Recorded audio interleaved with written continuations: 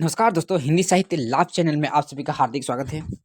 आज हम अंजू दीदी का तीसरा भाग देखने वाले हैं, जो बहुत ही इंटरेस्टिंग नाटक है और एक आधुनिक प्रासंगिक को लेकर ये नाटक चल रही है, जो कि एग्जाम की दृष्टि से भी मोस्ट इम्पोर्टेंट है।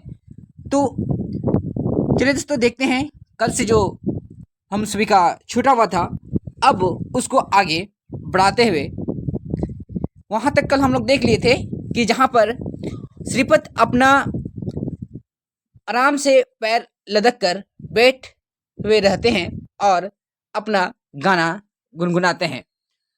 अब यहाँ पर नीरज का कथन आता है, कहता है कि नीरज 10-11 का वर्ष का लड़का है, मतलब बच्चा है। उसकी चाल उस बछड़े सी है, मतलब उस बछड़े सी है जिसने लगाम के साथ समझौता भी कर लिया है। मतलब यहीं पर व्यंग किया जा रहा है कि ज़्यादा अनुशासन के साथ उसको समझौता करवा दिया गया है। नीरज कहता है, मामा जी नमस्ते। श्रीपत हाँ, कहता है कि भांजे साहब हैं, नमस्ते नमस्ते, है ना।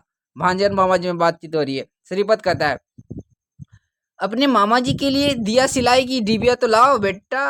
क्या कहता है कि मतलब बीड़ी सिगरेट लगाने के लिए हो रहा है कि अपने मामा जी के लिए दिया सिलाई की डिबिया तो लाओ बेटा। हाँ नीरज, अभी लाया मामा जी। नीरज कहता है कि अभी लाया मामा जी। दोनों के बीच में वार्तालाप हो रही है। श्रीपत गुनगुनाता है। क्या गुनगुनाता है?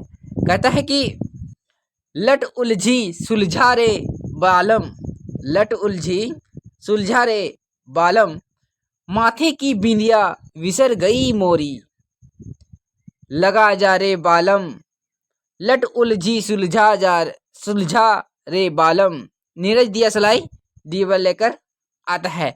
ये जो गुनगुनाता है ये मोस्ट इम्पोर्टेंट है। ये तो क्वेश्चन पूछा जा सकता है, ये किस नाटक से है, या फिर पूछा जा सकता है कि अंजू दीदी में ये नाटक, ये गीत में कौन गाता है या कौन गुनगुनाता है। तो ये किसका है? श्रीपत का यहाँ पर ये गुनगुनाने का कार्य करता है। आगे कहता है, कुछ क्षण खड़ा गाना सुनता है। कौन? वही नीरज। नीरज सुनता है, फिर आगे बढ़ता है। नीरज, लीजिए मामा जी। श्रीपत, लाओ बेटे। नीरज, मामा जी मेज पर टांग नहीं रखते। देखिए, इनको जो सिखाया गया है वही अनुशासन नीरज को कहता है कि मामा जी मेज पर टांग नहीं रखते। श्रीपत कहता गुनगुनाता है, कहते हैं कि लट उलझी सुलझा जा रे बालम, माथे की बिंदिया बिसर, माथे की बिंदिया बिसर गई है मोरी। बिसर मतलब भूल जाना। लगा जा रे बालम, उलझी लट उलझी सुलझा जा रे बालम। नीरज दिया सलाई की डिबिया लेकर आता है और कुछ क्षण बाद उसका गाना सुनता है और आगे बढ़ जाता है ना। यहीं पर कहता है कि टांग नहीं रखते। ये शायद हमारा दो बार आ गया है। आगे देखते हैं दोस्तों, इसका जो आगे क्या कथन कहता है। यहाँ पर वार्तालाप होती है। नीरज कहता है कि मम्मी कहा करती है मामा जी कि मेज पर टांग नहीं रखा करते। श्रीपत रिप्लाई करते हैं, कहते हैं वे तुम्हारे लिए कहती होंगी, तुम अभी बच्चे हो ना। जब तुम बड़े होकर किसी माँ के मामा बनोगे तो तुम्हें भी मेज पर टांग रखकर बैठने की आज्ञा मिल जाएगी। फिर हंसता है, कहो किस श्रेणी में पढ़ते हो? श्रीपत कहता है, नीरज 5वीं में मामा जी। श्रीपत, पढ़ लिख कर क्या बनना चाहते हो? नीरज कहता है, डिप्टी कमिश्नर मामा जी। दोनों के बीच में बहुत अच्छा वार्तालाप होती है। एक एक वार्तालाप हम लोग ध्यान रखेंगे क्योंकि एग्जाम की दृष्टि से मोस्ट इम्पोर्टेंट हमेशा बना हुआ रहता है, क्योंकि एनटीए कहीं से भी क्वेश्चन बना देते हैं, जो कि हम सभी को बखूबी ख्याल रखना है। श्रीपत कहता है, डिप्टी कमिश्नर बनने के बाद तुम्हें किसने सिखाई? नीरज, मम्मी ने मामा जी। श्रीपत, तुम स्वयं क्या बनना चाहते हो? नीरज कहता है, मैं तो मामा जी, संकोच भरी बात से, है ना। श्रीपत, ये तुम्हें हर वाक्य के साथ साथ मामा जी कहना किसने सिखाया? नीरज, मम्मी ने कहा है कि बड़ों से बात करते समय आदर से करना चाहिए, मतलब बात आदर से करना चाहिए। श्रीपत कहता है, तो हो चुके तुम डिप्टी कमिश्नर। इतने आदर से बात करोगे तो सरकार तुम्हारी पटवारी बना देगी। पटवारी मतलब आपको ज्यादा ही उसमें करवाएगा, या फिर मतलब बाबू बाबू करा के दूसरे से काम करवाने वाला जैसे पटवारी बना देगी, मतलब अधिक काम करवाने वाला एक तरह से कह सकते हैं। कहता है कि अकड़ कर चलो, रौब से बात किया करो, है ना। कहता है कि अकड़ कर बात किया करो, रौब से चलो, मतलब अपना एक रुतबा बनाओ, अपना एक अलग पहचान बनाओ। ऐसे बाबूजी बाबूजी करते रहोगे, मामा जी करते रहोगे, सब आपको कहेगा कि ये भौंदू है। नीरज कहता है मैं तो कप्तान बनना चाहता हूँ। ये मोस्ट इम्पोर्टेंट है कि नीरज अपने खुद क्या बनना चाहता है, तो कप्तान बनना चाहते हैं। किसका? क्रिकेट का। मामा जी पर श्रीपत कप्तान? नीरज क्रिकेट का कप्तान।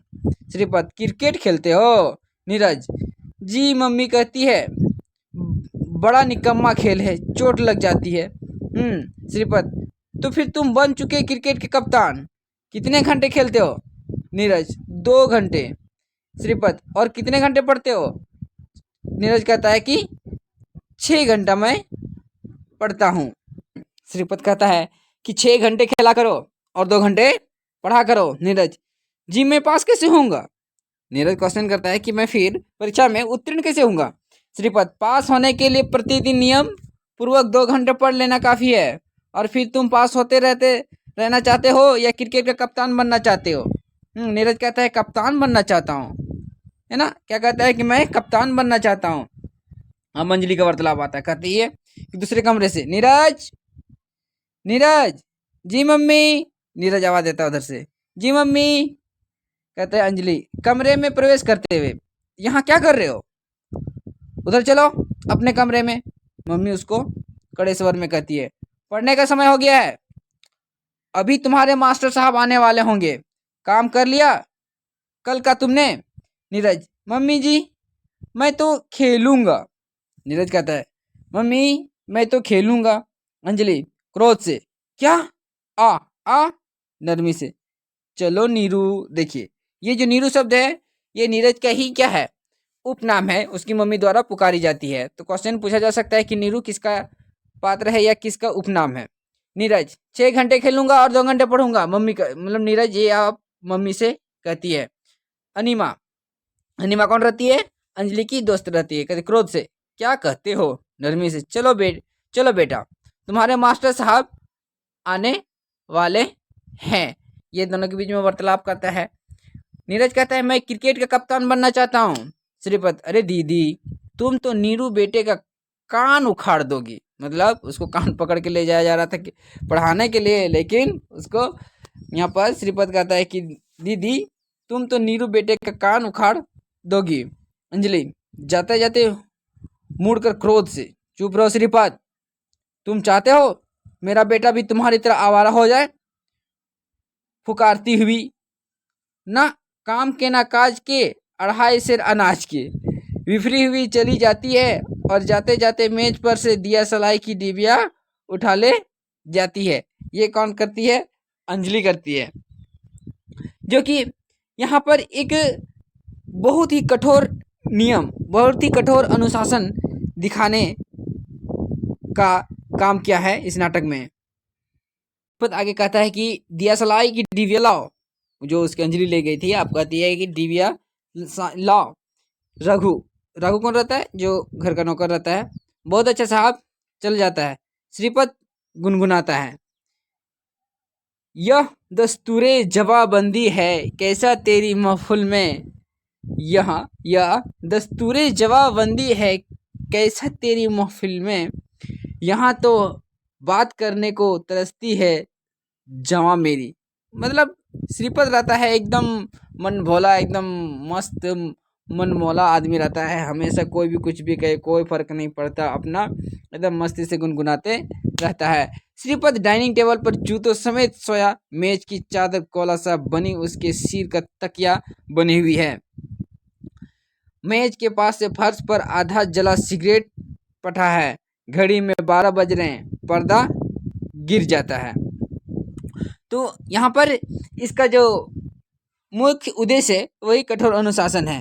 श्रीपद आगे कहता है, श्रीपद दीदी सोने दो, रात भर का जगा हुआ हूँ, 3rd क्लास की यात्रा की है अंजलि, और हमारे नौकर तक इंटर क्लास में जाते हैं। क्या कहते हैं कि अंजलि कहती है, और हमारे नौकर तक इंटर क्लास में जाते हैं।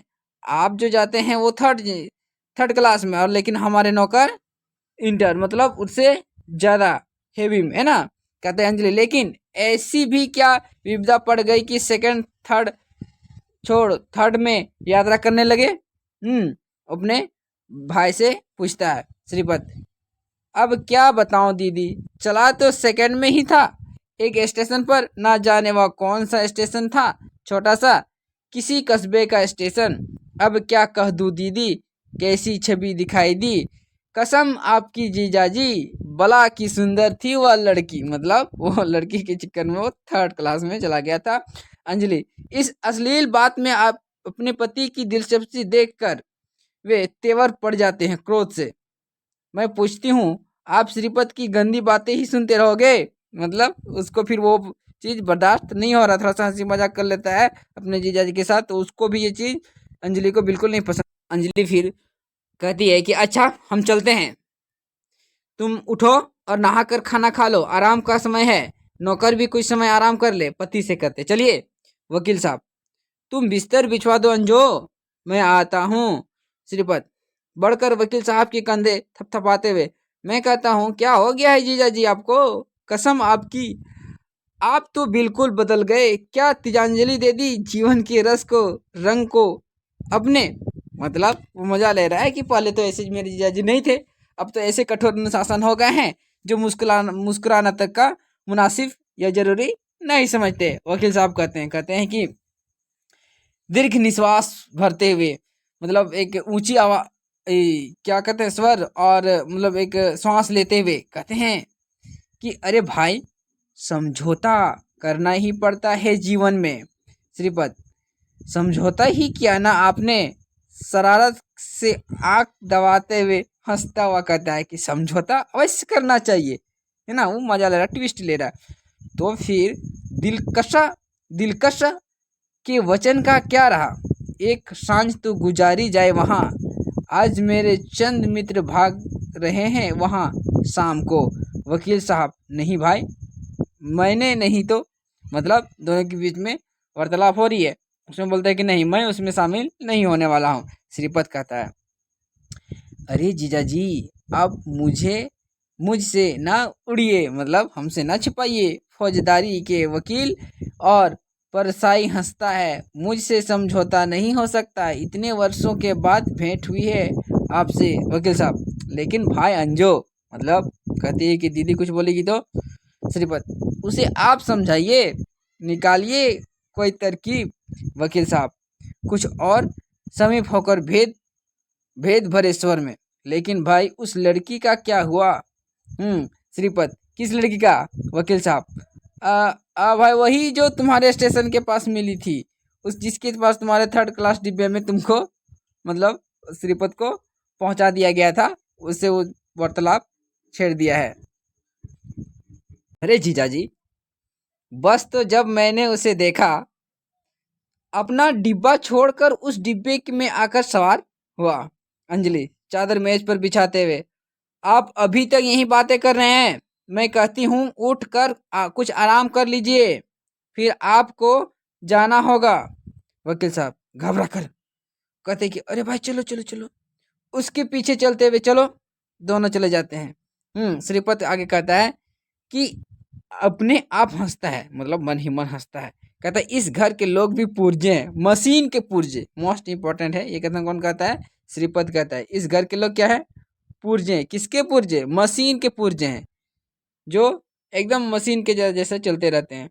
घर की नौकरानी मुन्नी, मुन्नी जी आप खाना खा लीजिए। श्रीपद, अजी खाने का क्या है, खा लेते हैं, तुम जरा बैठो। मुन्नी से कहता है, मुन्नी आप खाना खा लीजिए, हम लोगों के आराम का समय है ना। क्या कहता है, आराम का समय है। श्रीपद, आराम का समय, कसम तुम्हारी, मैं तो पागल हो जाऊंगा, इस घर में जिसको देखो उसके आराम का समय है। यदि मुझसे कहा जाए कि अब 1 बज गया है, तुम्हारे सोने का समय है, तो सो जाओ ताकि 2 बजे उठ सको। तो कसम तुम्हारी मेरी पलकें भी भारी ना हो, मेरे कानों में 1 ही बजे 2 बजने लगे। नींद आती है जब आती है, चाहने पर भी कभी नहीं आती, है ना। ये मतलब वो कहता है श्रीपत कि ऐसा ऐसा मेरे लाइफ में होता है, और यहाँ पर कि सब कहता है कि अभी मेरा समय क्या है, सोने का समय है, आराम का समय है। आगे कहते हैं मुन्नी जी मैं, कहता है श्रीपत, और हमारे घर में किसी प्रकार का बंधन नहीं है। वास्तव में स्वर्गीय नाना जी क्या कहते हैं, वास्तव में हमारे स्वर्गीय नाना जी ने अजी दीदी के मस्तिष्क को जकड़ रखा है। मतलब अजी दीदी मतलब अंजू दीदी, वे थे भी डिक्टेटर, सदा अपनी राय दूसरों पर लादा करते थे, और हमारे घर में ऐसा करना महापाप समझा जाता है। मतलब किसी को अपना काम दूसरे पर नहीं थोपना है, और ना ही किसी को मजबूर करना है। कसम तुम्हारी, तुम 4 दिन हमारे घर में रह कर देखो कितनी स्वतंत्र है। वहां दोनों के बीच में वार्तालाप हो रही है, किनके, मुन्नी और श्रीपत के बीच में। यहाँ पर अंजलि का वार्तालाप आता है, कहते हैं कि सदाजा तो तुम्हारी छुबी नहीं लग गया। श्रीपत नौकरानी पर डोरे डालने लगे। श्रीपत अरे दीदी, नौकरानी तो तुम्हारे बस गजब की है, मेरी कसम इसमें भेज दो मेरे साथ। अंजलि शर्म तो नहीं आती?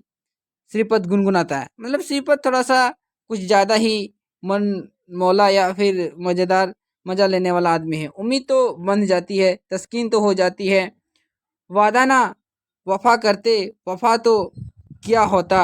अपने मामा को गाते हुए सुन नीरज अपने कमरे से दबे पांव से जाता है, और दोनों के बीच का वार्तालाप सुनते हुए जाता है। श्रीपत आओ बेटे, क्या समय पर आए हो, सुनो हम गा रहे हैं गाता। नाकामे तमन्ना दिल इस सोच में रहता है, कहता है नाकामे तमन्ना दिल इस सोच में रहता है, यह तो होता तो क्या होता, यूं होता तो क्या होता। क्यों बेटे, पसंद आया हमारा गाना? नीरज आप बहुत अच्छा गाते हैं। नीरज क्या कहता है, उसको बात को आगे बढ़ा देता है कि आप बहुत अच्छा गाते हैं। नीरज मैं सोया था, बोल रहा है कि नीरज बेटा तुम कहाँ थे? बोलते कि मैं सोया था पर नींद नहीं आई। मामा जी आप तनिक मम्मी से कहिए मुझे क्रिकेट खेलने का आज्ञा दे दे। मतलब वो उसको सिफारिश के लिए कहता है। श्रीपत उसे गोद में उठाते हुए मैं अवश्य कहूँगा, तुम्हारी कसम, मैं यहाँ से जाते ही क्रिकेट का सारा सामान तुम्हें भेजूंगा। बैट विकेट बॉल सब तुम प्रतिदिन खेलना, और अपने इन मामा के क्या कहते हैं कि इन मामा जी के हक में दुआ करना।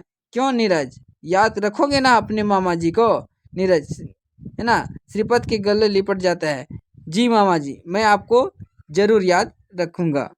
का आज का वीडियो हम छोटी छोटी इसलिए बना रहे हैं ताकि सुनने और पढ़ने में सुविधा हो, और क्योंकि बड़ी वीडियो बनाने से क्या होता है कि इतनी जल्दी समझ में नहीं आती है और शायद बोरिंग टाइप का लगेगा, इसलिए छोटी छोटी और एक मज़ेदार ट्रिक के साथ इसको बनाने का कोशिश करते हैं। अगर आपको ये वीडियो अच्छी लगती है और आपके लिए उपयोगी है तो please like comment and subscribe जरूर कर दे, ताकि आपको और हमें दोनों को मोटिवेशनल मिलने के साथ साथ एग्ज़ाम को भी क्वालिफाई कर सके।